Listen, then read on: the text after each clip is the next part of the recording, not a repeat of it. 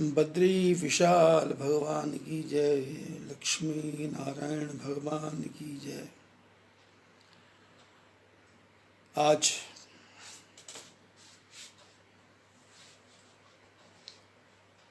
तीन प्रश्नों के उत्तर लक्ष्मण जी मांग रहे हैं।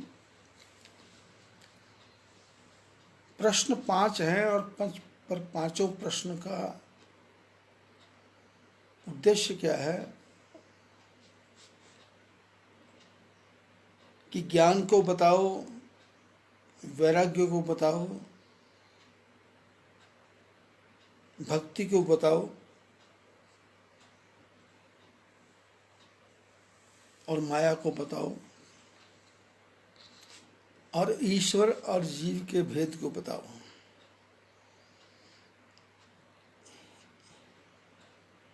इन सब बताने के पीछे कारण क्या है कि मनुष्य के जीवन में तीन चीजें मुख्य हैं। पहला तो है शोक। शोक है, शोक कि मैं ये नहीं, ऐसा नहीं कर सका, वैसा नहीं कर सका, ऐसा करता तो ये होता, वैसा करता तो ये होता। शोक है। और दूसरा मोह है कि मेरे को वो क्यों नहीं चाहता, मेरे को ये क्यों नहीं चाहता, मेरे को मेरे परिवार के लोग क्यों नहीं चाहते, मेरे मित्र लोग क्यों नहीं चाहते। तीसरा है भ्रम।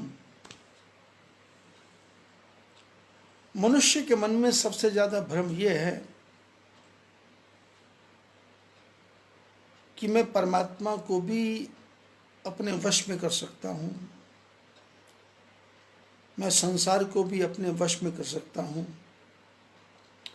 मैं विश्व को भी अपने वश में कर सकता हूं। तो लक्ष्मण जी ने इन तीनों प्रश्नों, इनों तीन जो कारण हैं, इनके निवारण के लिए भगवान राम जी से प्रश्न किया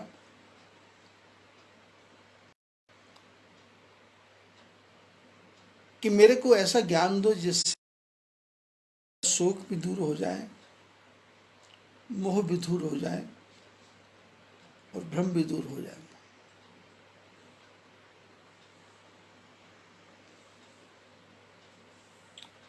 और परम पिता परमात्मा ने हम सबको ये सुंदर मनुष्य का शरीर दिया है। इसमें जीव भी है, इसमें हृदय भी है, इसमें मन भी है, इसमें बुद्धि भी है।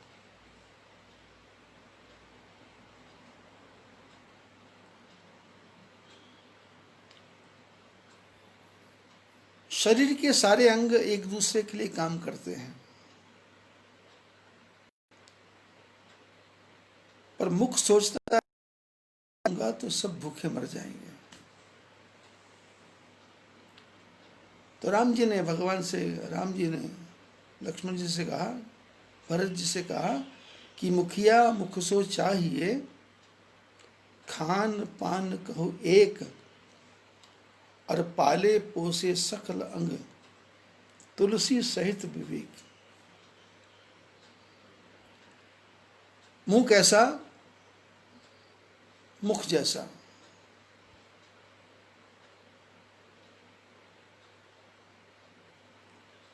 दीपक दास जी सत्संग सुन रहे हैं और कहाँ के हैं ये मेरे को मालूम नहीं है। और दीपिका लुधियाना से सत्संग सुन रही है,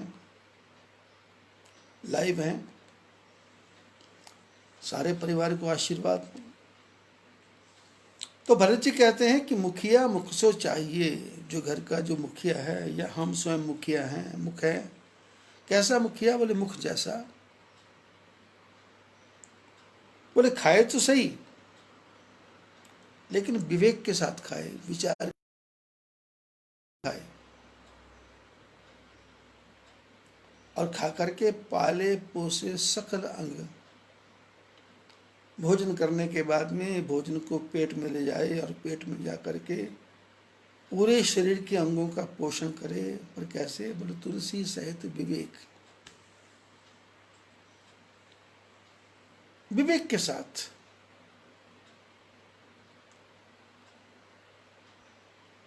संसार में 84 लाख जो जीव हैं उसमें एक मनुष्य ही है जो सोच विचार कर सकता है।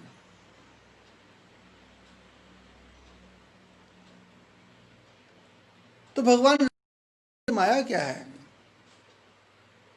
बोले मैं और मोर तोर यह माया, यही बस कीने जीव निकाया। बोले मैं और मेरा, तू और तेरा, ये सब माया है। ना कोई मेरा है, ना कोई तेरा है, ना कोई अपना है, ना कोई पराया है। पूर्व जन्म के हमारे किए हुए कर्मों के अनुसार भगवान हमको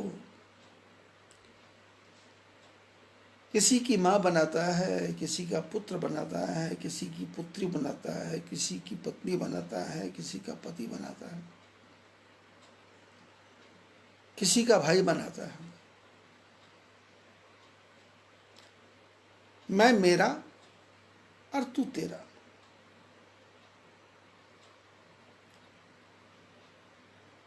इसी में सारा संसार उलझा हुआ है। यही बस कीने जीव निकाया।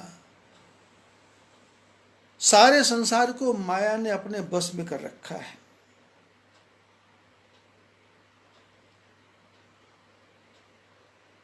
और ये माया कहाँ तक है?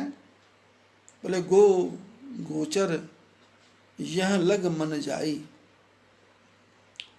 सो सब माया जानो भाई।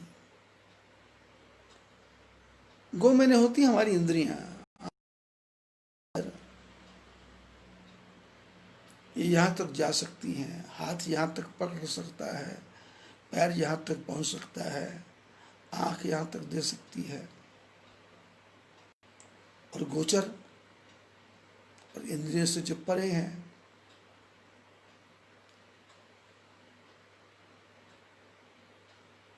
जैसे दूर पहाड़ दिखाई दे रहा है, जैसे किचन में भोजन, और यहाँ लग मन जाए, यहाँ तक मन जाता है। और मन की विशेषता क्या है? मन एक सेकंड में कहाँ से कहाँ पहुँच जाएगा इसका कोई भरोसा नहीं है। कभी शमशान घाट पहुँच जाता है, कभी भगवान के मंदिर में पहुँच जाता है, कभी भगवान के बारे में सोचने लगता है, कभी अपने बारे में सोचने लगता है, कभी पुत्र पौत्र के बारे में सोचने लगता है, कभी अपने माँ बाप के बारे में सोचने लगता है। और ये बिजली की जो आकाश में बिजली चमकती है, वो दिखाई देती है, बादलों में बिजली, वो चमकती कहीं है, उसकी आवाज कहीं और होती है। वो आती कहीं है और गिरती कहीं है।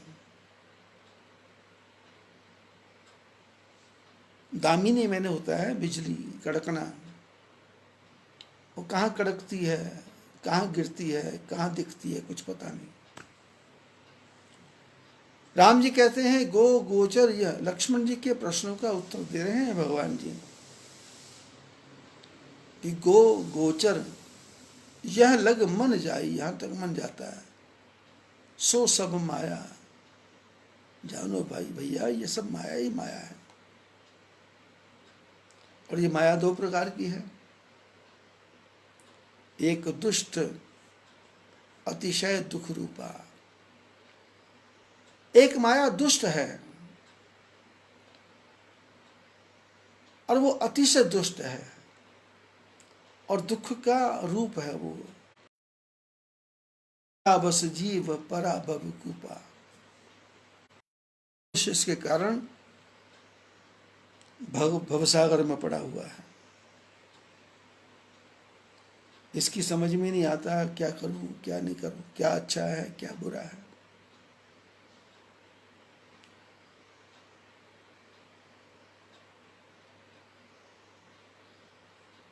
अच्छी वस्तुएं भी खा लेता है, बुरे वस्तुएं भी खा लेता है। और ये माया माँ के पेट में बच्चे को उसके माँ बाप से मरवा देती है। ये माया अनजान व्यक्ति के बस में होकर के अपना सब कुछ उसके अर्पण कर देती है। ये माया भ्रमित कर देती है। ये माया पजल्ड कर देती है, पागल कर देती है। ये माया जब दिमाग को खराब करती है तो किसी का भी कहना मानने को तैयार हो जाती है। और ये माया ऐसी है, आदमी को संसार के कुएं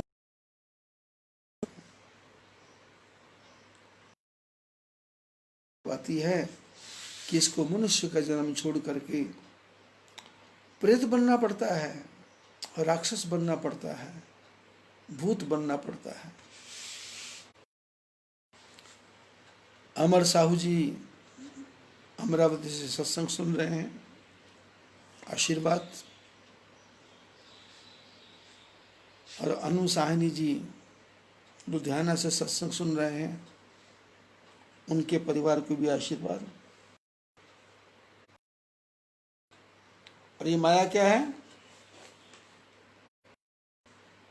ये क्या करती है? भगवान की आज्ञा पाकर के संसार का निर्माण कर देती है। इसके पास अपना कोई गुण नहीं है। एक रचई गुण बस जाके, प्रभु प्रेरित नहीं निज बलता के। एक जो है संसार का निर्माण करती है, इसके पास अपनी कोई शक्ति नहीं है, भगवान के बल को पा करके। ये माया गो गोचर यह लग मन जाई, सो सब माया जानो भाई। जहां तक मन जाता है ये सब माया माया है। और लक्ष्मण जी ने ज्ञान के बारे में प्रश्न किया तो भगवान ने कहा, ज्ञान मान यह एको माही, एको नाही, देख ब्रह्म समान जग माही। बोले ज्ञानी कौन है? बोले जिसको अहंकार नहीं है। हम और आप क्या हैं? हम थोड़ा भी कोई अच्छा काम करते तो उसका अहंकार हो जाता है।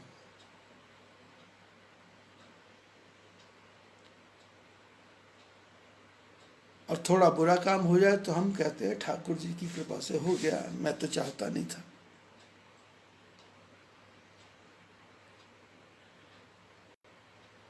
सावित्री गुप्ता जी करसान डिस्ट्रिक्ट दार्जिलिंग से, पश्चिम बंगाल से सत्संग सुन रहे हैं। उन्होंने प्रणाम किया है, साहनी जी ने राम राम बोला है। सबको आशीर्वाद। बोले जो ज्ञानी हैं उनको अपने ज्ञान का बिल्कुल भी अहंकार नहीं है। मैंने किया मैंने किया मैंने किया ना, करने वाले ठाकुर जी, करवाने वाले ठाकुर जी, प्रेरणा देने वाले ठाकुर जी, बुद्धि देने वाले ठाकुर जी। हर वस्तु में आगे बढ़ाने वाले हमारे नारायण भगवान हैं, ऐसा जो विचार करता है। और देख ब्रह्म समान सब माही, उसको सारे संसार में परमात्मा दिखाई देता है। जो ज्ञानी है उसको सारे संसार में परमात्मा का दर्शन हो गया।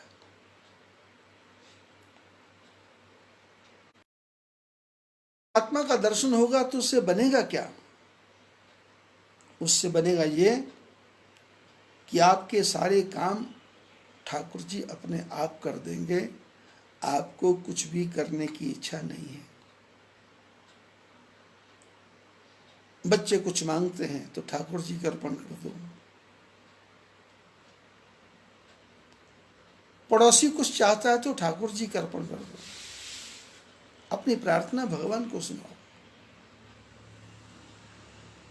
जब हम अपना पूरा जीवन ही ठाकुर जी को अर्पण कर देंगे तो ठाकुर जी स्वयं संभालेंगे।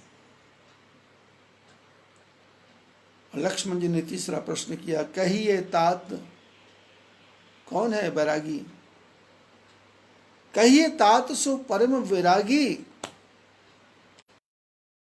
सम सिद्धि तीन गुण त्यागी। बोले वैरागी कौन है?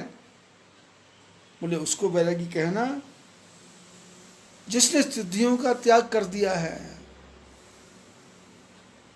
तीनों गुणों का त्याग कर दिया है, सतोगुण भी, रजोगुण भी, तमोगुण भी। अब ठाकुर जी के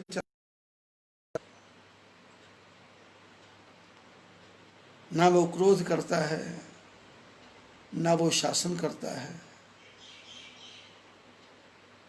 ना वो अच्छे विचारों की तरफ भागता है, अपने आप का समर्पण कर देता है, समर्पण सरेंडर कर देता है।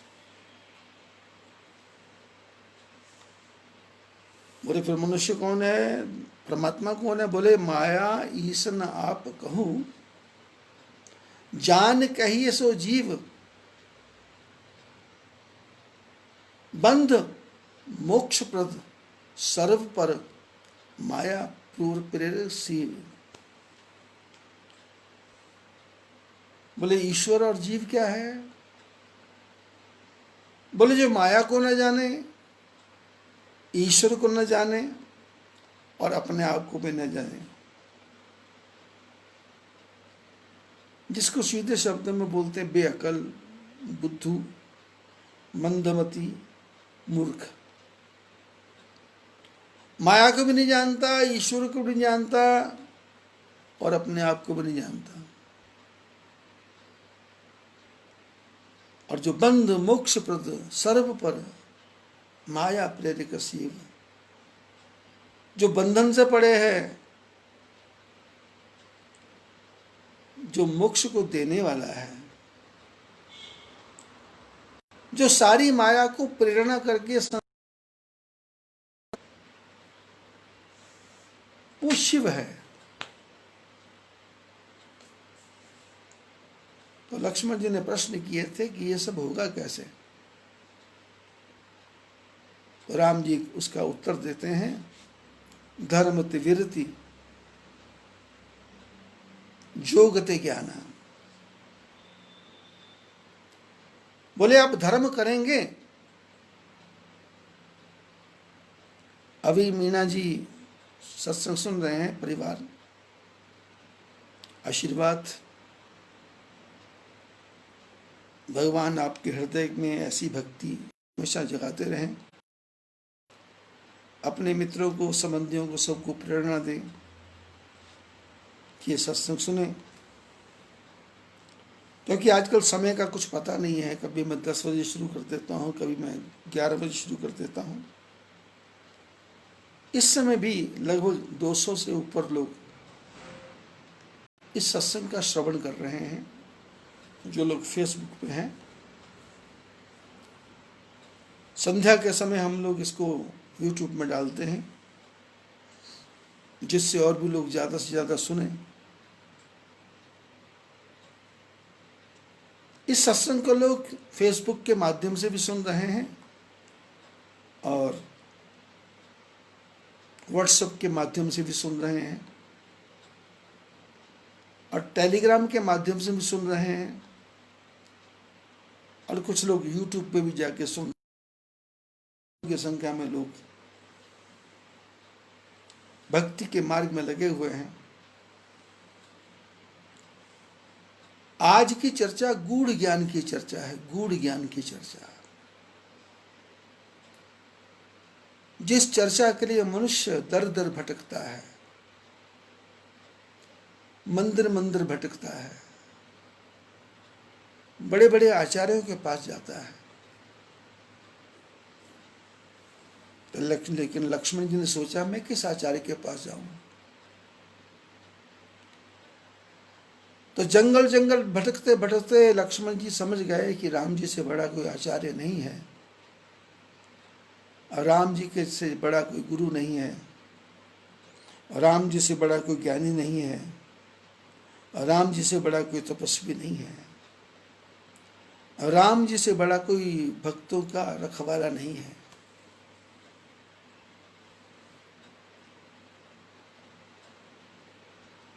इसीलिए तो संतों ने कहा ठाकुर जी के अर्पण हो जाओ, ठाकुर जी के अर्पण।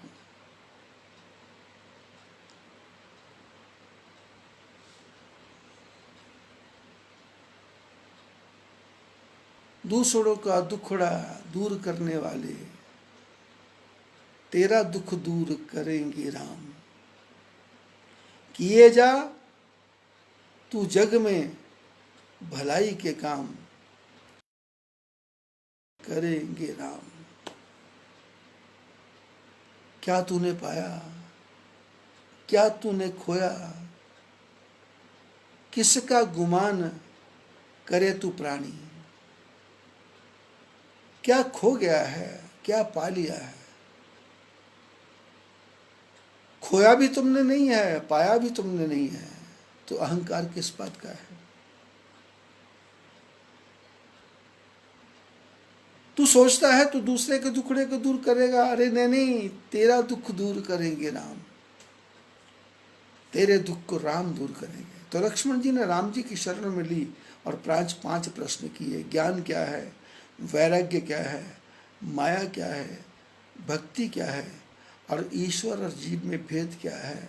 तो राम जी इन पांचों प्रश्नों के, राम जी ने कहा था कि भाई देखो, मैं ज्यादा विस्तार नहीं करूंगा, थोड़े हूं मैं सब कहूं बुझाई। संक्षेप में और थोड़े में मैं तेरे को सब कुछ बता दूंगा।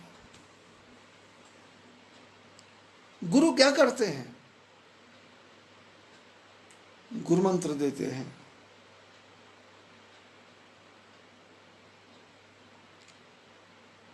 अकोला महाराष्ट्र से हाड़ा परिवार सत्संग सुन रहा है, राजस्थान से धाकड़ परिवार सत्संग सुन रहा है।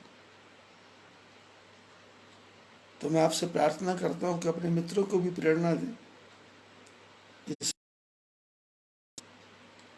और ठाकुर जी ने कितना अच्छा सौभाग्य दिया है, हमको समय दिया है, खुला समय दिया है।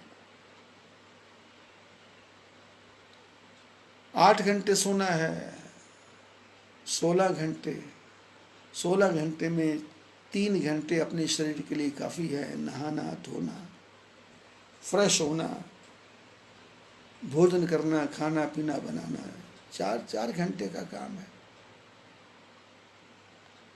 बाकी 12 घंटे तो ठाकुर जी की सेवा में लगाओ।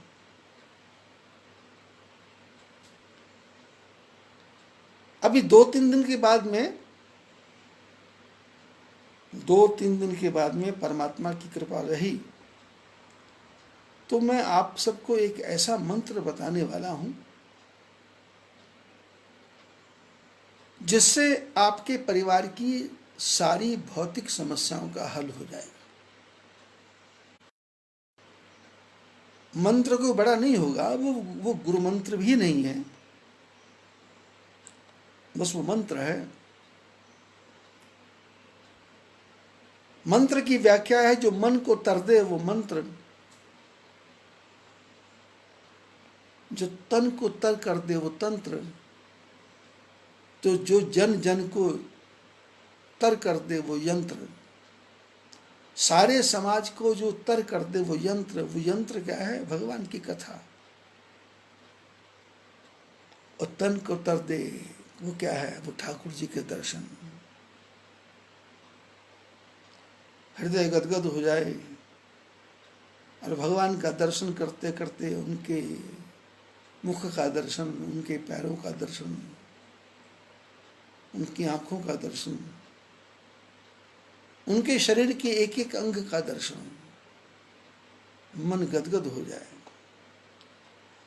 कभी उसको सुदर्शन चक्रधारी भगवान नारायण के रूप में देखें, कभी उनको बंशीधारी भगवान कृष्ण के रूप में देखें, कभी उनको धनुषधारी भगवान राम के रूप में देखें, कभी उनको नृसिंह भगवान के रूप में देखें, कभी उनको मत्स्य अवतार के रूप में देखें, कभी उनको कछुओं के रूप में देखें, कभी उनको बराह के रूप में देखें, कभी उनको परशुराम के रूप में देखें। तन को तर कर दे और मन को जो तर कर दे, क्योंकि जो मन है ये तर नहीं हो सकता, और ये मन तर्क तब होगा जब इसकी सारी इच्छाएं पूरी हो जाएंगी। और 2-3 दिन 4 दिन में कभी भी ठाकुर जी का प्रेरणा होगी, भगवान की प्रेरणा होगी, तो उस मंत्र को मैं आपको देने की चेष्टा करूंगा।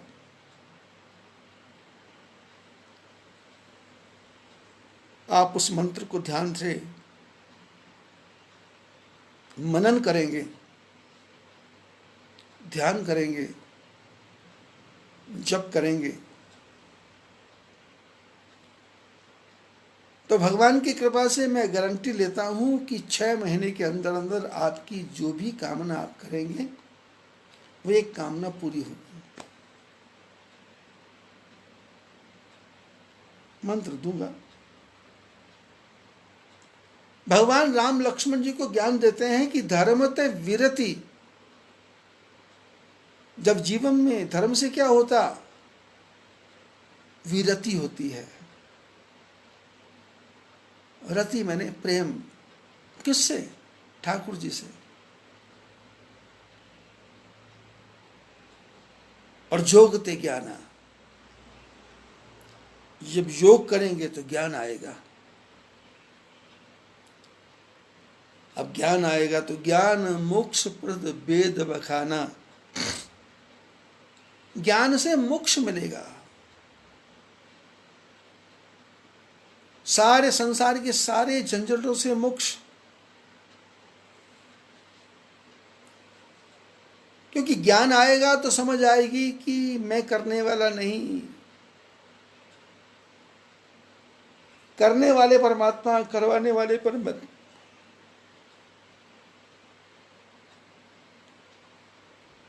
जब ज्ञान आ जाएगा तो मन भटकेगा नहीं, मन चंचल नहीं होगा, मन उद्विग्न नहीं होगा, मन रिलैक्स हो जाएगा। ज्ञान मोक्ष प्रद, ज्ञान जब आएगा तो उससे मोक्ष मिलेगा।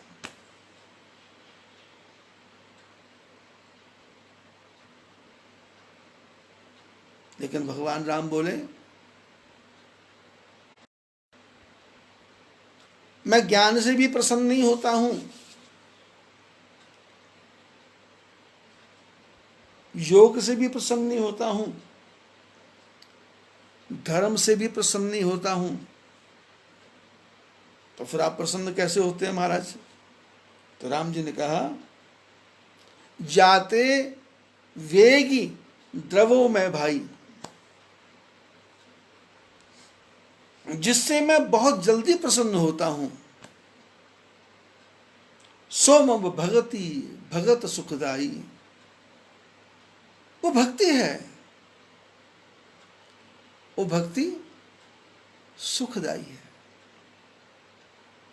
दुखदाई नहीं है। जाते वेगी द्रवों में भाई, राम जी ने लक्ष्मण को कहा, भैया जिससे मैं बड़ी जल्दी प्रसन्न हो जाता हूं वो मेरी भक्ति है। महात्मा लोग कथा सुनाते हैं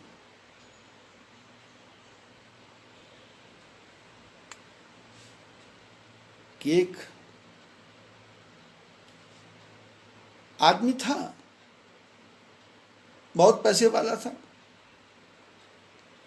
धन की संपत्ति की कोई कमी नहीं थी, ऐश्वर्य की कोई कमी नहीं थी, परिवार की कोई परिवार भी था, पुत्र भी था, सब था।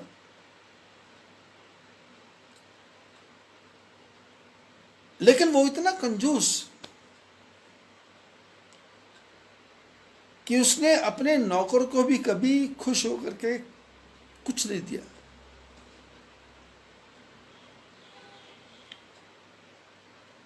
तो यहां रहता था,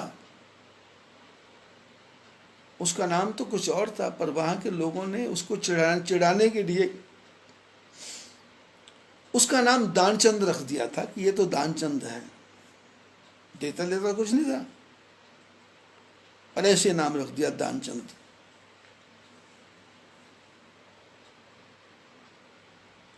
जान दानचंद के घर के दरवाजे पे कोई आ जाता तो वो छुप जाता था।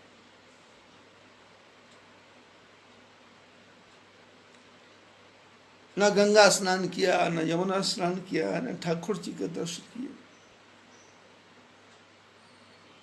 धर्म पत्नी थोड़ा सा पूजा पाठ वाली थी, वो प्रेरणा बोलती थी कि आप थोड़ा कुछ दान पुण्य कर लो, कुछ अच्छा काम कर लो। तो ये कहता मेरा धन कम हो जाएगा।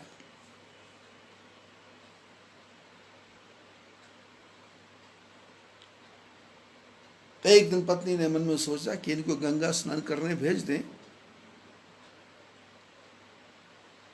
तो गंगा किनारे जाएंगे, वहां कोई पंडा पुजारी मिलेगा तो किसी न किसी बहाने पंडा पुजारी समझा के बुझा के इनसे दान के प्रति प्रेरित करेंगे तो ये दान दे देगा। पत्नी के बार बार कहने पे, बार बार समझाने पे एक दिन ने कहा कि ठीक है। पत्नी ने कहा अपने घर से 5 किलोमीटर के ऊपर तो गंगा है, 5 किलोमीटर पे ज्यादा जाना भी नहीं है। अरे घोड़ा गाड़ी की भी आवश्यकता नहीं है, कार की भी आवश्यकता नहीं है, पेट्रोल की भी आवश्यकता नहीं है।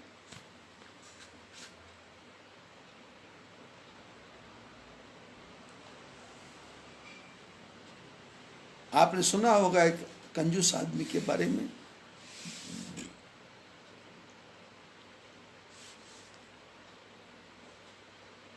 उसको प्रातःकाल 5 बजे कहीं काम पे जाना था और काम करने की जगह थी 20 किलोमीटर, जंगल के रास्ते से जाना था।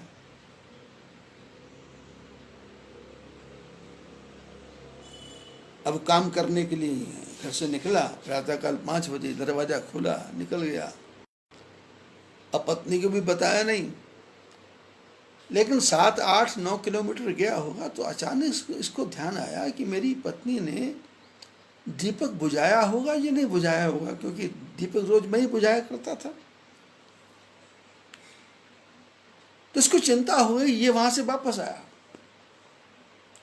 और घर पहुंचते पहुंचते 11 बज गए।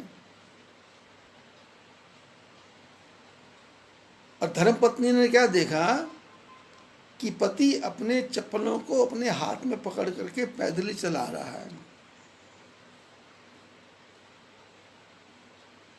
पत्नी ने सोचा इतनी जल्दी तो आ नहीं सकते, लेकिन ये कोई पैर में चोट लग गई है, जो कोई परेशानी हो गई है, या कोई वस्तु भूल गए हैं। तो पत्नी ने पूछा भाई आप इतनी जल्दी? तो बोले मैं ये पता करने आया हूं कि तुमने दिया बुझाया या नहीं बुझाया, तेल ज्यादा खर्च हो गया होगा। उसने कहा वो दिया तो मैंने बुझा दिया। बोले चलो ठीक है। लेकिन पत्नी ने पूछा कि आप ये चप्पलें हाथ में पकड़ के क्यों घूम रहे हो? तो उसने कहा कि यदि मैं चप्पल पहन के आता तो ये चप्पल घिस जाती थी और मेरा कितना नुकसान हो जाता था, तेरे को समझता नहीं है? जो दीपक में तेल के जलने के बारे में दुखी है, वो चप्पल के घिसने के बारे में दुखी नहीं होगा। तो संसार में ऐसे ऐसे प्रकार के लोग हैं। घर में तेल भी जलता हो तो दुख होता है। दानचंद जी को उसकी धर्मपत्नी ने कहा कि 5 किलोमीटर में गंगा है, वहां जाके दर्शन कर लो, स्नान कर लो। और आज दानचंद मूड बन गया, ये गंगा किनारे जा रहा था तो रास्ते में विचार करने लगा कि गंगा किनारे मैंने सुना है पंडा पुरोहित पूजा, तो पंडा दान के बारे में कहे तो दान देने के बारे में करना पड़ेगा। तो आपने अक्सर सुना होगा, देखा होगा कि कहीं के गंगा के किनारे स्नान के घाट होते, कहीं कहीं गंगा किनारे शमशान घाट होते हैं। लोग अपने परिवार के जो मरे हुए लोग हैं उनको वहां जाके जलाते हैं। अब शमशान घाट में तो आपने देखा जब कोई मरता है तो ही 10, 15, 20, 50, 100, 1000 लोग जाते हैं, उसके बाद तो शमशान घाट में कोई होता नहीं। और ये कई बार शमशान घाट गया भी था तो उसने कहा कि चलो गंगा घाट जाना है तो शमशान घाट जाके स्नान कर लेते हैं, क्योंकि वहां कोई पंडा पुजारी मिलेगा नहीं और बिना दिए लिए अपना यह काम हो जाएगा। ये शमशान घाट पहुंच गया। इसकी सारी बातों को ठाकुर जी बैकुंठ में बैठे हुए देख रहे थे। भगवान ने विचार किया कि देखो मैंने संसार तो बहुत बनाया और कंजूस भी एक से बढ़ के एक बनाए, लेकिन इसके जैसा कंजूस कोई नहीं है।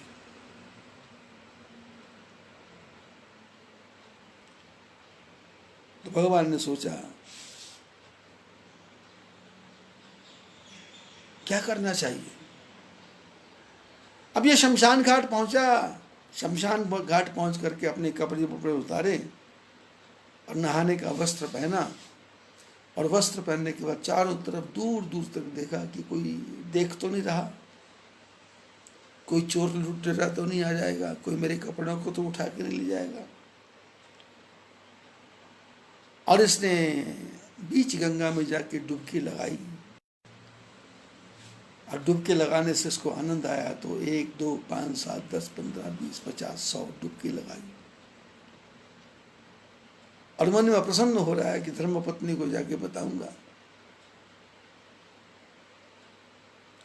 तो मेरी धर्मपत्नी प्रसन्न हो जाएगी। पर जब डुबकी लगा करके बाहर निकला तो ठाकुर जी पंडा के भेष में सामने आ गए और इसके कपड़ों के पास आके खड़े हो गए।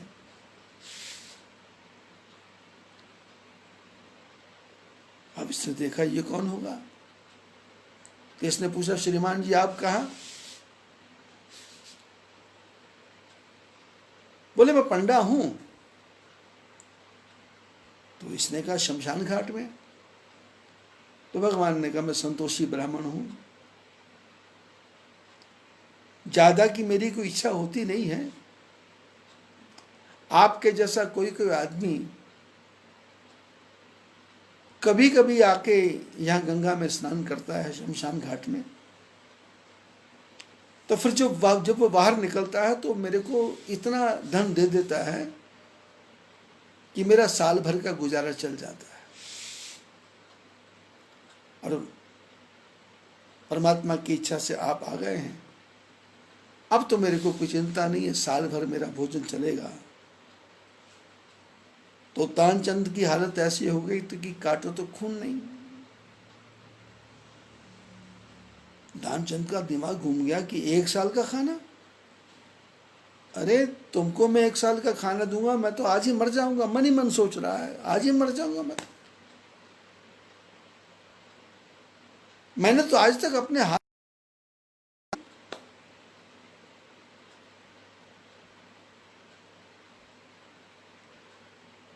जैसे कोई सेठ सत्संग में जाया करता था, में लोग खूब दान पुण्य किया करते थे, तो जो पास पड़ोस के लोग रहने वाले उनको पता था कि ये सेठ है, पैसे वाला है, तो उन्होंने कहा भाई आप भी कुछ दान कर दो। तो सेठ ने कहा इतने लोग दान कर रहे हैं, मेरे दान करने से क्या फर्क पड़ेगा, काम तो हो ही रहा है, किस चीज की कमी है, कमी हो तो बताओ।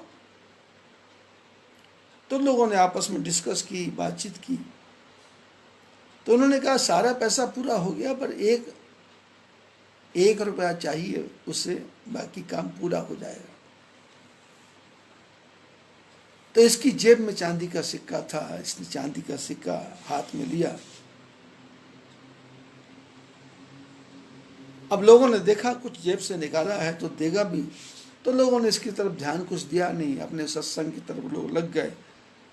सत्संग होता जा रहा है और इसके मन में आता है दूं या ना दूं, दूं या ना दूं, दूं या ना दूं। और ऐसे विचार करते करते इसकी आंखों में आंसू आने लगे कि मेरे हाथ से आज चला जाएगा।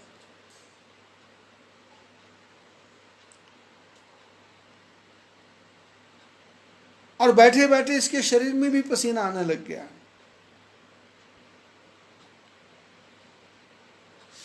तो उसका सत्संग सुनते सुनते इसके मन में विचार आया कि रुपया तो मैं देना चाहता हूं, पर रुपये को तो पूछ लूं कि वो जाना चाहता है या नहीं जाना चाहता है। सीताराम जी सैनी सत्संग सुन रहे हैं, परिवार को खूब खूब आशीर्वाद। अब ये सेठ ने हाथ में चांदी का सिक्का रखा हुआ था, चांदी के सिक्के को उसने इतनी जोर से पकड़ रखा था कि पूरे हाथ में पसीना सा आ गया। गर्मी का मौसम था, पसीना सा आ गया। तो इसने हाथ खोला तो देखा रुपए के चारों तरफ पानी ही पानी है। तो इसके मन में विचार आया कि मेरा रुपया मेरे से बिछड़ने के लिए कितना रो रहा है। इसने रुपया अपनी जेब में डाला, बेटे बाहर जाने की आवश्यकता नहीं है, मैं तेरे को नहीं दे रहा, तो अंदर जा, रोने की आवश्यकता नहीं है। रुपये रख लिया जेब में। संसार में एक से बढ़ के एक कंजूस लोग हैं। अब ये दानचंद है, इसके सामने ठाकुर जी खड़े हैं और ठाकुर जी ने कहा 1 साल का भोजन मिलता है। सेठ की तो दुर्दशा हो गई। सेठ सोचने लग गया, कपड़े भी नहीं पहन, गंगा में 50, 60, 100 डुबकी लगाई थी था।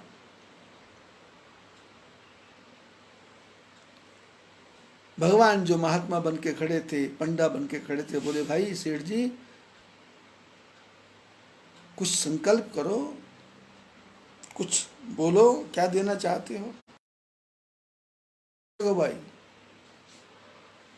मैंने जीवन में आज तक कुछ दिया नहीं और मैं दूंगा भी नहीं। तो भगवान ने सोचा ये तो बड़ा विचित्र आदमी मिला। बोले मैं कुछ तो दे दो। इसने कहा ना तुम रास्ता छोड़ो, मेरे को वस्त्र पहनने दो। तो भगवान ने कहा ऐसा करो, उधार तो दे सकते हो। सेठ ने कहा उधार दे दूंगा, पर इसको मेरे मकान का क्या पता है, और उधार बोल दूंगा, इसको कोई एड्रेस तो देने वाला नहीं, और ये मेरे पैसे आने वाला भी नहीं। इसने कहा ठीक है, मैं तुमको 4 आने दे दूंगा, 4 आने उधार। तो पंडित जी ने भी अपने खाते में लिख दिया कि 4 आने उधार। सेठ जी का नाम लिख दिया। दानचंद तो नहीं था, नाम कुछ और था।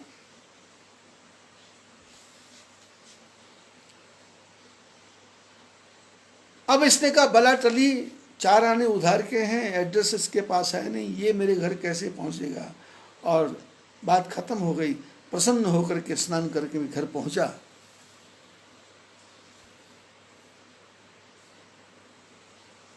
और घर के अंदर ये बाद में गया। ये भगवान जो पंडा बने थे पहले पहुंच गए। सेठ जी कपड़े बदल रहे थे, बाहर से किसी ने कुंडी खटखटाई, दरवाजा खटखटाया। तो सेठ ने कहा देखो कौन आया है। तो सेठानी बाहर गई। तो उसने पूछा पंडित जी, सेठ जी अभी गंगा स्नान करके आए हैं और वहां पर मैं था पूजा करवाने के लिए। तो उन्होंने कहा कि 4 आने में उधार करके आए मेरे से, क्योंकि उनके पास थे नहीं पैसे, तो 4 आने उधार करके आए हैं। तो मैं वो 4 आने लेने आया हूं। अब सेठानी ने आके अंदर कहा कि बाहर कोई पंडा जी आए हैं, आप गंगा किनारे गए थे, कोई पंडा मिला था क्या? बोले हाँ हाँ, एक पंडा मिला था। बोले क्या? बोले वो आए हैं और वो बोल रहे हैं कि आप 4 आने बोल के आए थे। सेठ ने कहा हाँ बोल के आया था। तो बोले फिर दे दो। अब सेठ ने सोचा कि 4 आने चले जाएंगे। इसने कहा अरे जाए तो उसको बोल दे कि सेठ जी बहुत बीमार है और तबीयत बहुत ज़्यादा खराब है।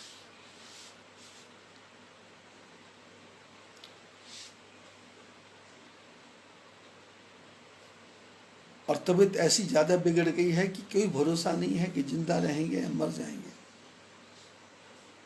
सेठानी ने वैसे ही बाहर जाके बोला पंडा जी से। तो पंडा जी ने कहा कि माता जी,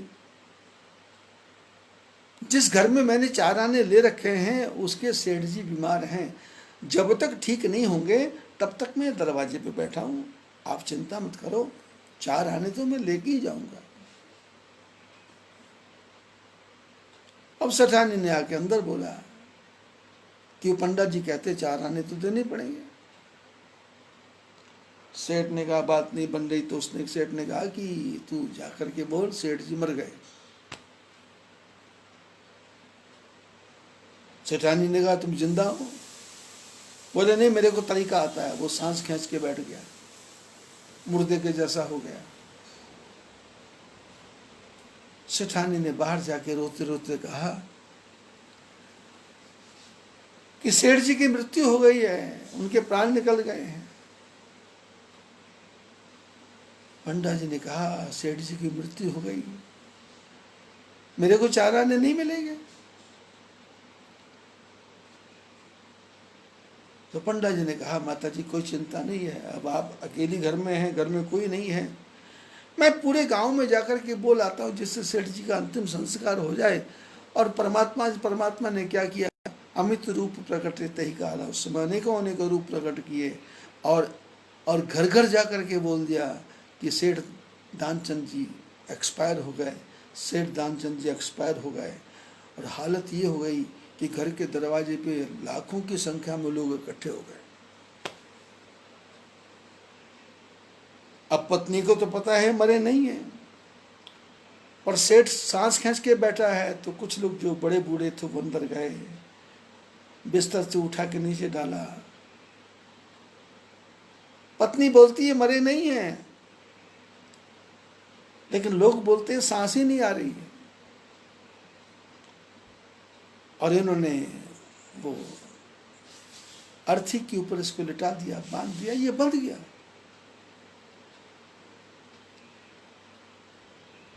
अब पंडा जी ने सोचा कि शमशान घाट जा रहे हैं तो मैं भी साथ ही चलता हूं। लाखों लोगों के साथ ये भगवान जो पंडा बने थे ये भी शमशान घाट पहुंच गए। चिता बनाई गई, चिता पे रखा गया। आग लगाने वाले थे ठाकुर जी जानते हैं कि मरा नहीं है, और ये लोभ के कारण का ढोंग कर रहा है।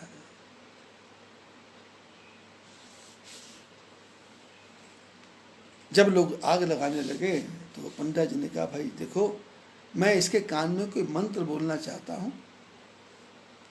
बाद में जलाना। तो लोगों ने कहा ठीक है। पत्नी तो घर में, तो ठाकुर जी ने दानचंद के कान में कहा सीताराम जी सैनी सत्संग सुन रहे हैं और संतोष डबराल जी भी सत्संग सुन रहे हैं, आपके परिवारों को आशीर्वाद। संतोष डबराल जी तो हमारे उत्तराखंड गए हैं और सीताराम सैनी जी कहाँ के हैं ये मेरे को पता नहीं चल रहा, आप इसी जगह पे लिख के बता दें कहाँ के हैं, तो आपके परिवार को भी आशीर्वाद। सेठ जी अर्थी के ऊपर है, अर्थी चिता के ऊपर है, चिता जलने में थोड़ी तैयारी है, लकड़ियों के ऊपर है चिता तैयारी है। तो पंडा जी ने कहा मैं इनके कान में कोई मंत्र बोलना चाहता हूं। तो ठाकुर जी जो पंडा बने हुए थे पास में गए और पास में कान में जाके बोला कि मैं पंडा नहीं हूँ, मैं बैकुंठ से भगवान हूँ जो तेरे को मिलने आया हूँ। अब सेठ ने देखा भगवान आए हैं तो दर्शन कर लूँ। जब आंख खोली तो देखा तो वही पंडा। इसने फिर आंख बंद कर ली। ठाकुर जी ने देखा कि ये तो फिर आंख बंद करके बैठ गया। ठाकुर जी ने कहा भाई तेरी इच्छा क्या है? अरे क्यों जलना चाहता है, क्यों तू फूकना चाहता है? हड्डियां खत्म हो जाएंगी, शरीर खत्म हो जाएगा, तू बता तू चाहता क्या है? इसने कहा आप ये बता दो कि जो मैंने दान दिया था उसको आपने क्षमा कर दिया। ठाकुर जी ने कहा जा क्षमा कर दिया तेरे को दान। तो ये उठ के बैठ गए।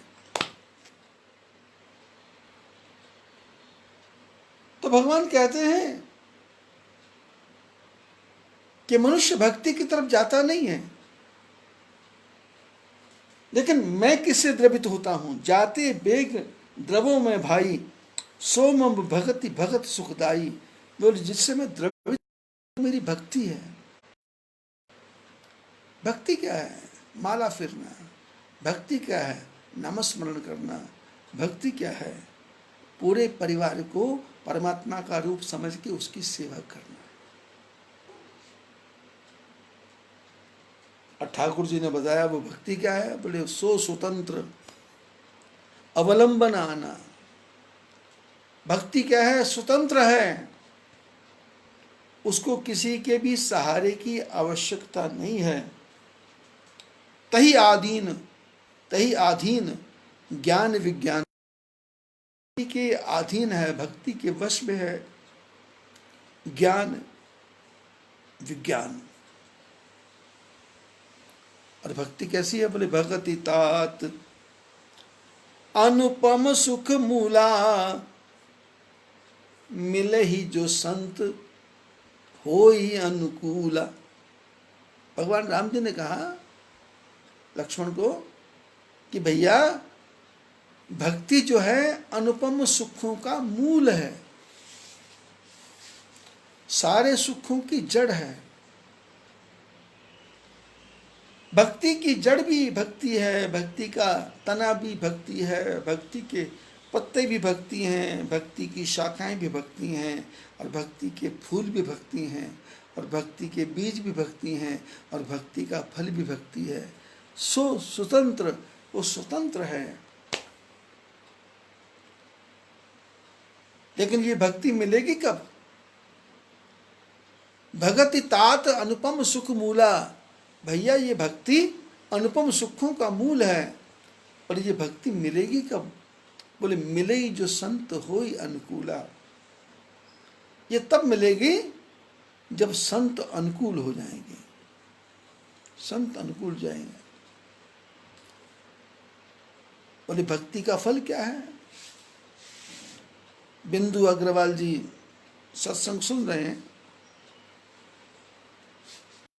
शायद नाहन से हैं। अग्रवाल परिवार कनौड़िया परिवार है। ठाकुर जी उनके जीवन के सारे संकल्प दूर करें, सारे दुख दूर करें, सारे कष्ट दूर करें। और वो कष्ट दूर कैसे होंगे उसके बारे में चर्चा चल रही, थोड़ा ध्यान से सुनेंगे तो आनंद आएगा। बोले भक्ति जीवन में आएगी तो होगा क्या?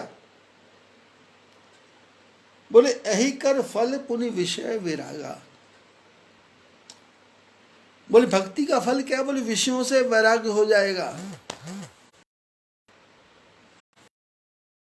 जैसे आजकल ये कोरोना वायरस आया हुआ है, इसने सारे संसार को वैरागी बना दिया है। जो भगवान की भक्ति करते हैं वो तो ठीक है, बाकी सब डिप्रेशन में चले गए हैं।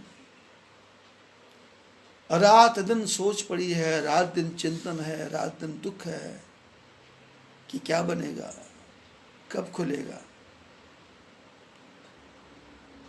और आपने विचित्र दशा देखी होगी कि इस समय में क्या है कि भारत में महंगाई भी नहीं बढ़ रही, और सारी चीजें मिल रही हैं। गरीब से गरीब के खाते में पैसा जा रहा है, सबके पास अनाज जा रहा है।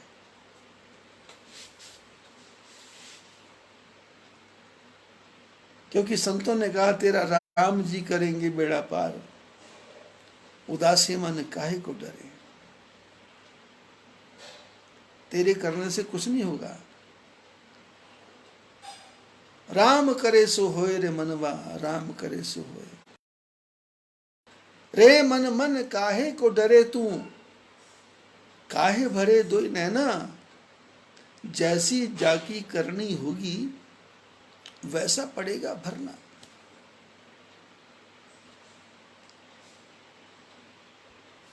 तो क्यों उदास हो रहा है? भगवान की भक्ति का फल क्या है? बोले यही कर फल पुण्य विषय विरागा,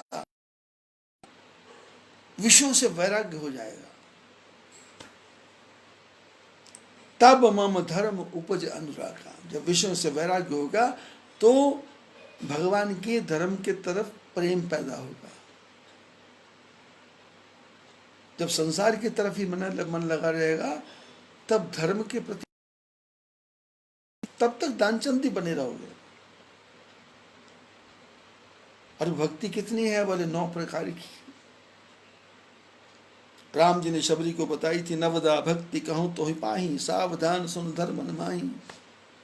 प्रथम भक्ति संतन कर संगा, दूसरे रति मम कथा प्रसंगा, गुरुपद पंकज पूजा, तीसरी भक्ति अमान, चौथी भक्ति मम गुणगन,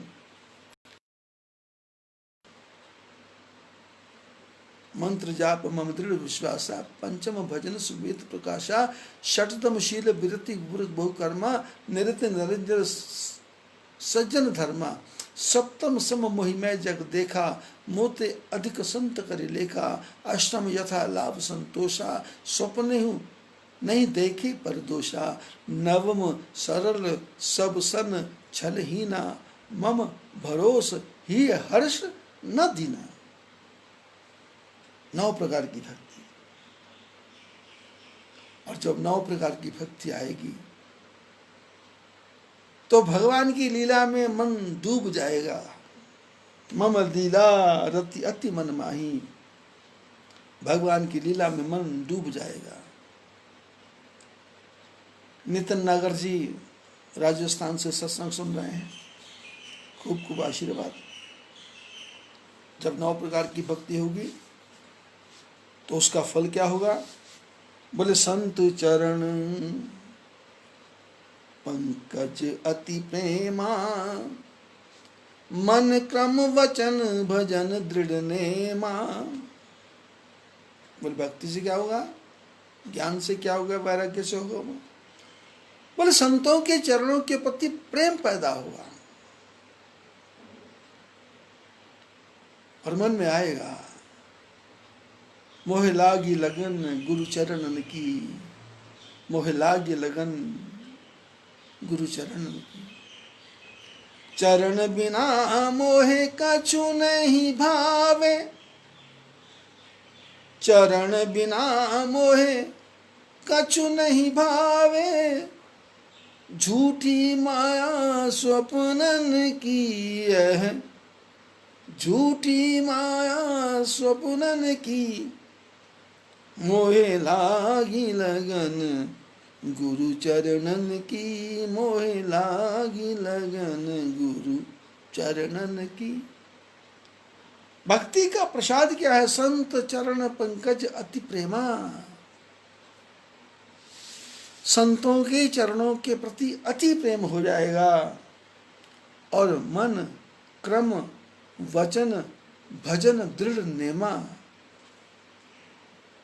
भजन के प्रति नियम हो जाएगा कि मैंने आधा घंटा भगवान का भजन करना ही है, मैंने आधा घंटा ठाकुर जी को देना ही है। वो कैसे? मन से भी देना है, वचन से भी देना है, कर्म से भी देना है। राम जी ने धन की चर्चा कहीं नहीं की। दानचंदो मैं आपको दानचंद बोल रहा हूँ, पर आप तो दान पुण्य करते हो, पर दानचंद की चर्चा आ गई तो दानचंद याद आ गया। भगवान ने पैसे की चर्चा ही नहीं की।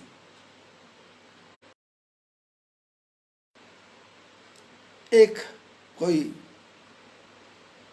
हमारे आपके जैसा कोई भक्त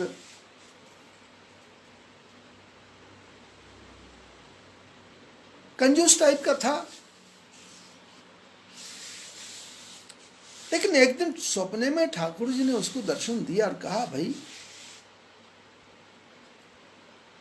अरे कुछ तो पूजा पाठ किया कर, तेरे घर में मैं बैठा हूं, तू कभी भोग नहीं लगाता है। मयंक जी आ गए सत्संग सुनने के लिए फेसबुक पे, सारे परिवार को आशीर्वाद।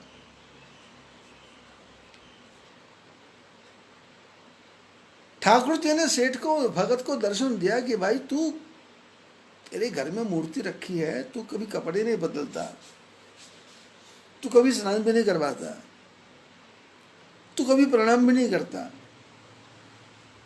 तो इसने सपने में कहा कि डर लगता है। ठाकुर जी ने कहा, भाई खर्चा करने से डर लगता है, कोई बात नहीं, तेरे को एक मैं तरीका बता देता हूं, तू वैसा कर ले, एक पैसे का भी नहीं।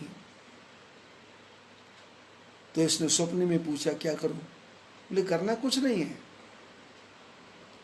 भगवान बैठना है 10-15 मिनट, और मन से ही कपड़े बदलने हैं, मन से ही स्नान करवाना है, मन से ही आरती करनी है, मन से ही तेल डालना है, मन से ही दिया जलाना है, और मन से ही आरती करनी है, और उसके लिए मन से करना है। तो सोने की थाली मन की बना लो, चांद सोने का दीपक मन से बना लो, ज़्यादा कुछ घबराने की आवश्यकता नहीं है। और यदि भोग लगाना हो तो मन से खीर बना लो, खीर का भोग लगा दो। तो सपने में इसने सपना देखा था, पर सपना अक्सर याद रहता नहीं, पर इस कंजूस को सपना याद रहा, और प्रातःकाल 5-1 बजे इसकी नींद खुल गई। तो सपना याद रहा, ठाकुर जी ने कहा था मन का ही सब बना लो। ये स्नान करने गया, ठाकुर जी को स्नान कराया, मन से बैठ गया, स्नान नहीं कराया, मन से ही पानी डाला, मन से ही कपड़े बदले, मन से मुकुट लगाया, मन से मोर पंख लगाया, मन से मुर्गी लगा दी। बाल कृष्ण भगवान बैठे हुए हैं और भक्त मन से सेवा करता जा रहा है, भगवान सेवा ग्रहण करते जा रहे हैं। और इसने मन से ही चूल्हा जला लिया, मन से ही दूध डाल दिया, चावल डाल दिया, और उसके बाद में अब मन तो मन है, थोड़ा सा मन टेढ़ा मेढ़ा हो गया, तो ये खीर में जब चीनी डालने लगा, चीनी डबल पड़ गई। अरे सेठ ने कहा, चीनी डबल पड़ गई, चीनी का नुकसान हो जाएगा। तो इसने जो कड़छी थी उससे, अब चावलों में दूध में चीनी पड़ गई तो घुलने लगी, तो फटाफट करके उसको चीनी को निकाल रहा है। अब चीनी को निकाल रहा है तो ठाकुर जी मूर्ति में से प्रकट हुए, एक जोर से थप्पड़ लगाया मुंह पे। सेठ जी की आंख खुली, वो देखा सामने ठाकुर जी हैं। बोले, आपने मारा क्यों? बोले, अरे पैसा खर्च हुआ नहीं, फ्री का चीनी डाली है, और उसमें भी तू इतना कंजूस है यार, कमाल करते हो तुम। संत कहते हैं भक्ति क्या है? मन क्रम वचन भजन दृढ़ नेमा।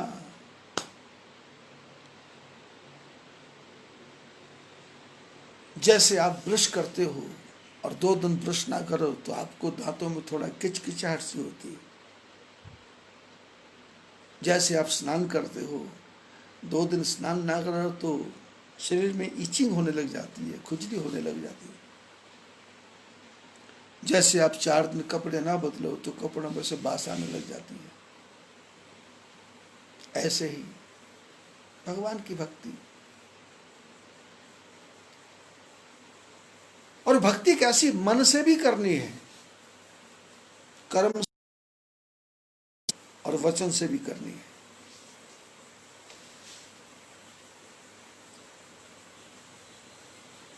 मन क्रम वचन भजन दृढ़ नेमा, दृढ़ नियम के साथ करना है मन क्रम वचन से भक्ति।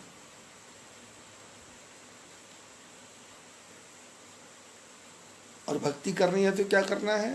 गुरु को, माता को, पिता को, बंधु को, परिवार को छोड़ के जंगल में भागना है? बोले नहीं नहीं, गुरु पितु मातु बंधु पति देवा, सब मोहि कह जाने दृढ़ सेवा। गुरु, पिता, माता, बंधु, सब में मेरा दर्शन करे। गुरु को गुरु समझ के नहीं भगवान, पिता को पिता समझ के नहीं भगवान, माता को माता समझ के नहीं भगवान, बंधु बांधव को बंधु बांधव समझ भगवान। और इनकी दृढ़ता के साथ सेवा करें, उपेक्षा से नहीं। जैसे हमारे परिवारों में होता है कि हमारी जो माताएं हैं उनका स्वभाव कि परिवार में कलह कनिष्ठ चलता जाता है, और कहीं धर्म पत्नी के भाई साहब आ जाएं तो फिर उनकी कितने ध्यान से वो सेवा करती है। और कहीं भाई साहब ने बोल दिया मेरे को 15-20 मिनट में जाना है, तो उसकी बहन है वो कहती भैया बैठो, 15 मिनट में ही मैं आपके भोजन की व्यवस्था कर दूंगी। और वो चूल्हे के पास जाके सूजी डालती है, पानी डालती है, चीनी डालती है, और थोड़ी सी कड़छी हिलाती है, और हलवा बनकर तैयार हो जाता है। और कहीं उसके बाद में, भाई के जाने के बाद में, पति के परिवार का कोई आदमी आ जाए तो पत्नी ओवर रिएक्शन करती है, घरवाली ओवर रिएक्शन करती है कि सिलेंडर भी खत्म हो गया। अब लॉकडाउन है तो घर में तो घी तो है ही नहीं है,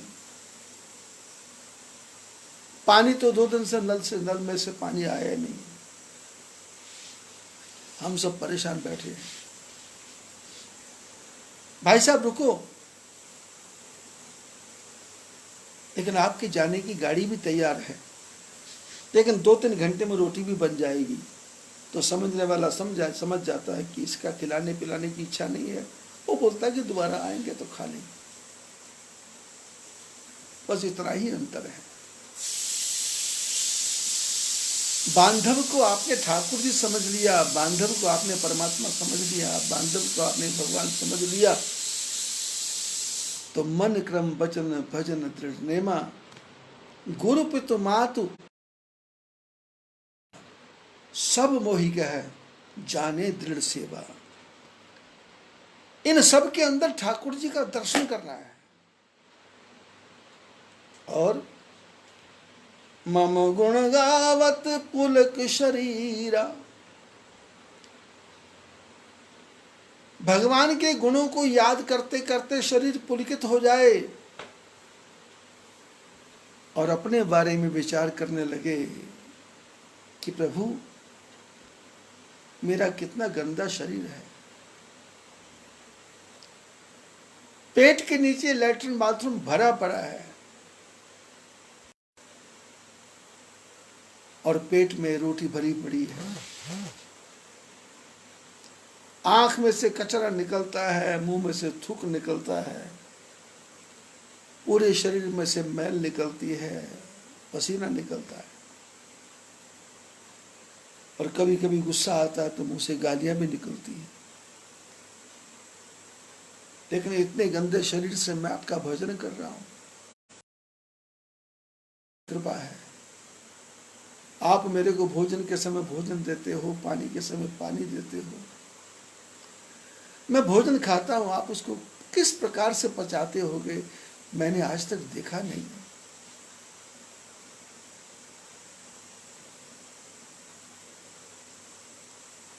मेरे हृदय में छोटा सा दिल रखा है, वो 24 घंटे पंप कर रहा है, वो कैसे कर रहा है मेरे को आज तक पता नहीं। और आप शरीर में से जो 7-8 किलो खून है, उस खून को पूरे शरीर में दौड़ा रहे हो, एक एक नस में पहुंचा रहे हो। और यदि आपकी कृपा न हो तो खून का थक्का कहीं हाथ की नस में जम जाए तो हाथ काटने की नौबत आ जाती है।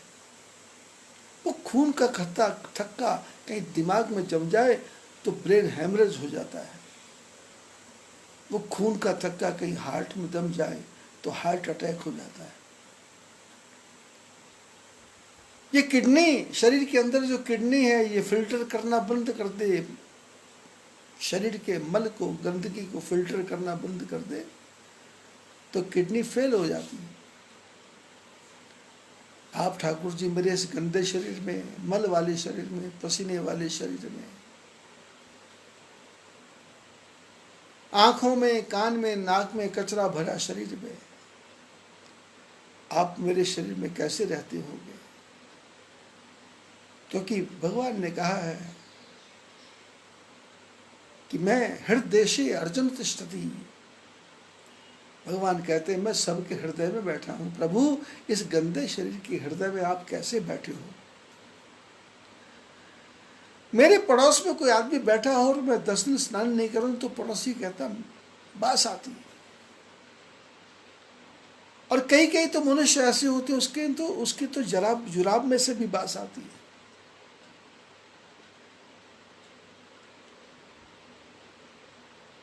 मेरे पास कोई आदमी बैठने को तैयार नहीं है, मेरे पास मेरा बेटा बैठने को तैयार नहीं, मेरे पास मेरा पड़ोसी बैठने को तैयार नहीं है, और आप मेरे इस गंदे शरीर में कैसे विराजमान हो, और वो भी मेरे हृदय में। मम गुण गावत पुलक शरीरा, गदगद गिरा नयन बह नीरा। हृदय गदगद हो जाए और आंखों से आंसुओं की धारा बहने लग जाए, और काम आदि मद दम्ब न जाके। जो भक्ति करे उसके मन में कामनाएं नहीं होनी चाहिए कि प्रभु मेरे को ये भी दो, ये भी दो, ये भी दो, ये भी दो। काम आदि, काम, क्रोध, लोभ, वो अहंकार जिसके मन में नहीं है, और जिसको अहंकार भी नहीं है, तात निरंतर बस मैं ताके। लक्ष्मण, मैं उसके हृदय में 24 घंटे बैठा रहता हूं।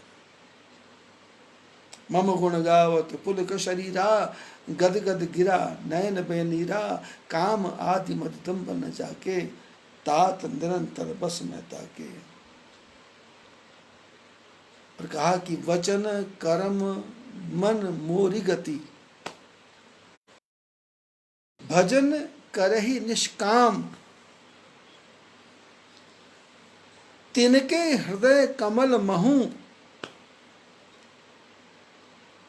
करऊं सदा विश्राम। भगवती प्रसाद जी नवनी उत्तराखंड से सत्संग सुन रहे हैं। पूरे परिवार को आशीर्वाद। मेरा परम शिष्य कमलेश अंकलेश्वर गुजरात से सत्संग सुन रहा है।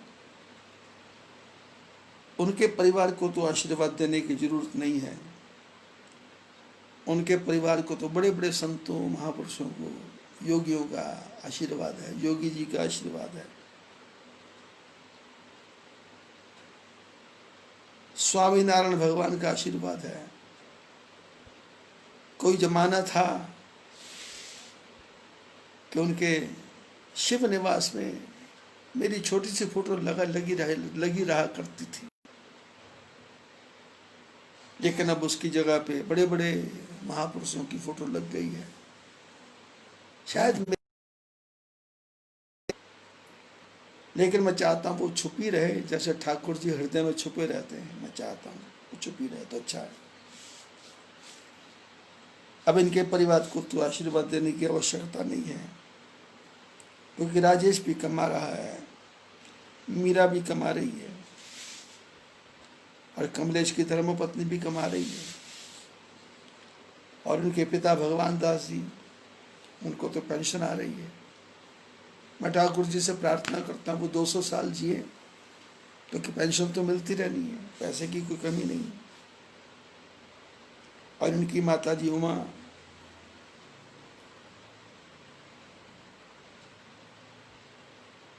और इनकी बहन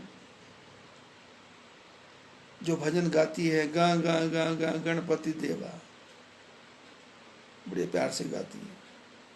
आज कमलेश जी का देख के सबकी याद आ गई मेरे को, अंकलेश्वर गुजरात। भगवान कहते हैं काम आदि मद दम बन जाके, तात निरंतर बस में ताके। जिसके मन में काम, क्रोध, मोह, लोभ, अहंकार नहीं है और अहंकार भी नहीं है, मैं उनके निरंतर बस में रहता हूं।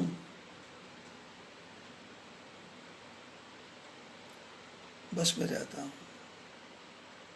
और जब भगवान बस में है तो फिर क्या है? बोले वचन कर्म मोर गति। बोले जो मेरा भक्त है, भक्ति करता है, उसको वचन से, कर्म से, वचन कर्म मन और मन से भी, जिनको मेरा सहारा है, ठाकुर जी का सहारा है। दुकान खोल करके दुकान के शटर को प्रणाम नहीं करता कि हे दुकान देवता मेरी दुकान चलाना।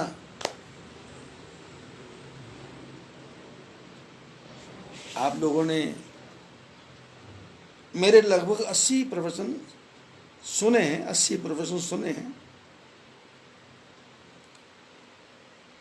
और आपने देखा कि मैं किसी भी प्रवचन के शुरू में वो श्लोक वगैरह नहीं बोलता, मंगलाचरण वगैरह नहीं बोलता। मैं सीधे भगवान की जय बोल करके सत्संग शुरू कर देता हूं, क्योंकि मेरे को विश्वास है कि मैं गणेश जी को मनाऊं, सरस्वती को मनाऊं, राम जी को मनाऊं, सीता जी को मनाऊं, और फिर बोलूं कि मेरे को विवेक दो, बुद्धि दो, ज्ञान दो, जिससे मैं सत्संग कर सकूं। जैसे बड़े बड़े महात्माओं को आपने देखा, जो भी भजन सत्संग करता है वो पहले तो आधा घंटा इसी में लगा देता है, चाहे वो मुरारी बाबू हो, चाहे वो आसाराम हो।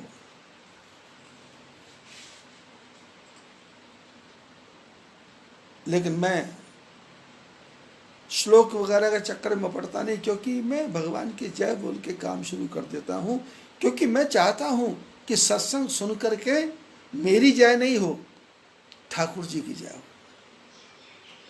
इसलिए मैं नहीं चाहता कि भगवान आकर के मेरी बुद्धि को शुद्ध करें और बुद्धि शुद्ध करके फिर मेरे से अच्छी अच्छी बातें करवाएं। मेरे को पता है ठाकुर जी अंदर बैठे हैं, तो ठाकुर जी जब बुलवाएंगे तो अच्छा ही बुलवाएंगे, तो उनको मनाना क्या और उनको समझाना क्या। ठाकुर जी की भी पता है कि जो प्रेमानंद सत्संग कर रहा है, उस सत्संग का उद्देश्य क्या है, कि विश्व में जो करोड़ों लोग कोरोना से पीड़ित हैं, जो डिप्रेशन में चले गए हैं, जिनको समझता नहीं है कि क्या करें क्या ना करें, तो प्रेमानंद तो उनको एक रास्ता बता रहा है कि जो मैं सत्संग कर रहा हूं, ठाकुर जी सत्संग करवा रहे हैं, उस सत्संग को आप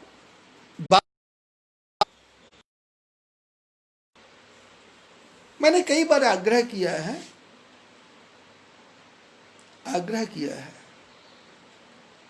कि जो मैं सत्संग करूं उसको एक बार नहीं, 2 बार नहीं, जब तक 5-6 बार नहीं सुनोगे तब तक ये ठाकुर जी की बात समझ में नहीं आएगी। फिर फोटो बदलती रहेगी घर में, जो भी अच्छा महात्मा है, जो उसकी फोटो लगती जाएगी, अवधेशानंद जी की फोटो लग जाएगी,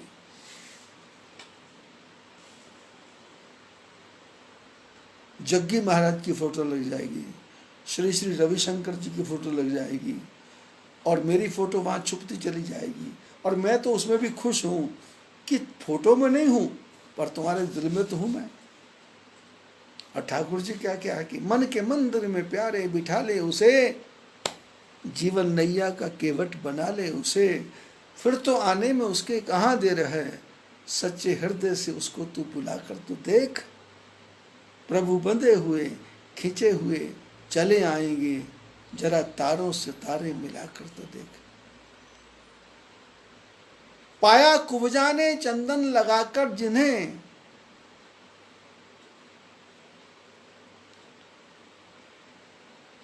उन्हीं चरणों में मस्तक घिसा कर तो देख।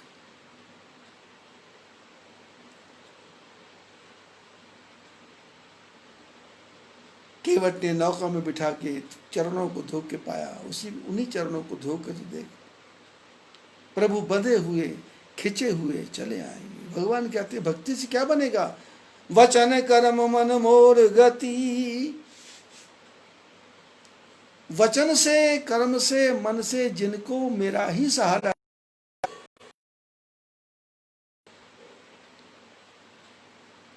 दुकान में जाकर के शटर को प्रणाम नहीं करते कि हे दुकान देवता, दुकान अच्छे चलने चाहिए। बिना सिर्फ ठाकुर जी का नाम लेके शटर खोलता है, और शटर बाद में खुलता है, ग्राहक पहले आ जाता है।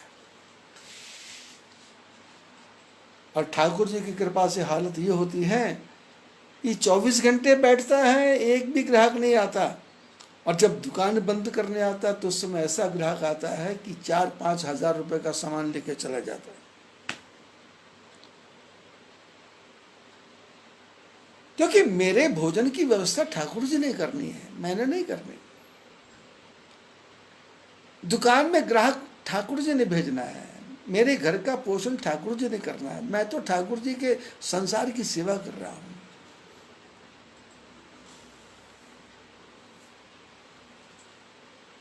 इसलिए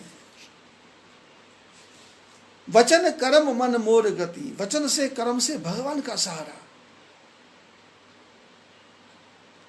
थोड़ा सा भी मन डामाडोल नहीं होना चाहिए, मन में एक रेखा भी नहीं आनी चाहिए कि आज कोई ग्राहक नहीं आया। नहीं, भगवान ही ग्राहक बनकर के पहुंच जाएंगे, और वो एक ही ग्राहक से इतना काम कर देंगे कि संसार का पालन भी होगा, परिवार का पालन भी होगा, सबका पोषण भी होगा, और मन में संतुष्टि भी होगी।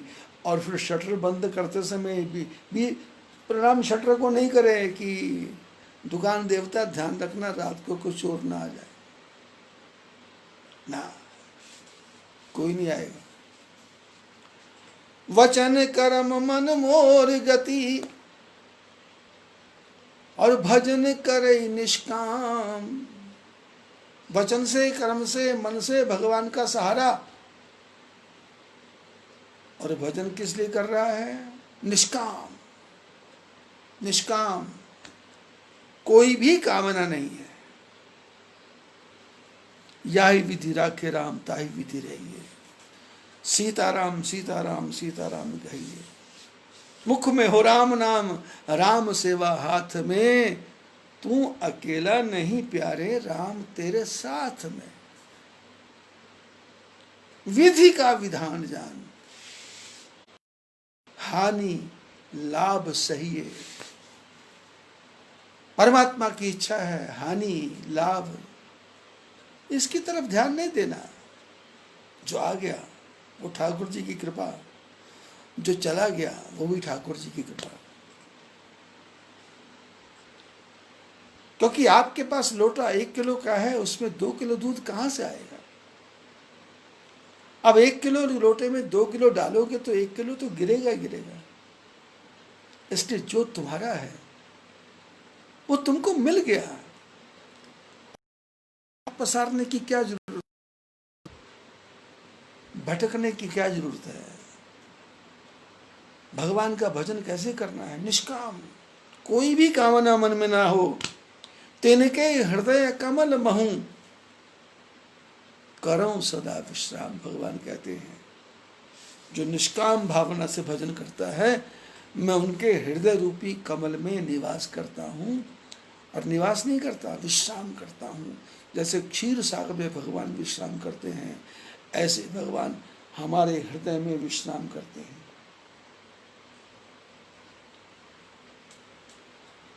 भगवान ने भक्ति योग सिखाया, वैराग योग सिखाया, ज्ञान बताया, ईश्वर जीव का भेद बताया, और माया के बारे में बताया। ये सारी कथा भगवान ने सुनाई और लक्ष्मण जी को उपदेश दिया। लक्ष्मण जी का हृदय गदगद हुआ। लक्ष्मण भगवान के चरणों में प्रणाम किया। आज का प्रसंग हम यही समाप्त करते हैं। आप सब लोग इसको सब मित्रों संबंधियों में फैलाएं, यही प्रार्थना। लक्ष्मी नारायण भगवान की जय।